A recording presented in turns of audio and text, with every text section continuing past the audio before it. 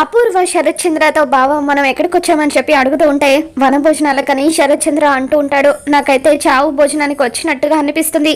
కాలుతున్న శవాల చుట్టూ కూర్చొని ఎవరైనా భోజనం చేస్తారా అని చెప్పి అపూర్వ గగన్ వాళ్ళ వైపు చూసి మాట్లాడుతూ ఉంటుంది.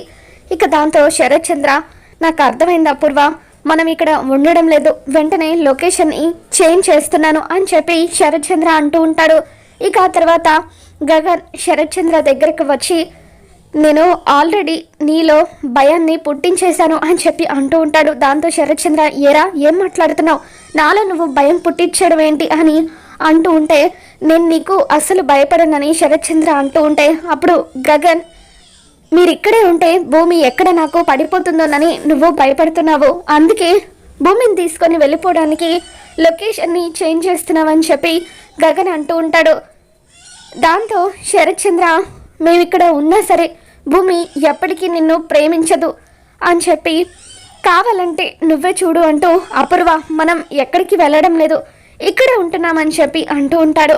ఇక దాంతో గగన్ భూమి వైపు చూసి సైగ చేస్తూ నవ్వుతూ ఉంటాడు. మొత్తానికలా గగన్ అయితే సూపర్ ప్లాన్ వేసి శరత్ చంద్ర వాళ్ళను అక్కడి నుండి వెళ్లకుండా ఆపుతాడు. ఈ వీడియో మీకు నచ్చితే తప్పకుండా లైక్ చేయండి.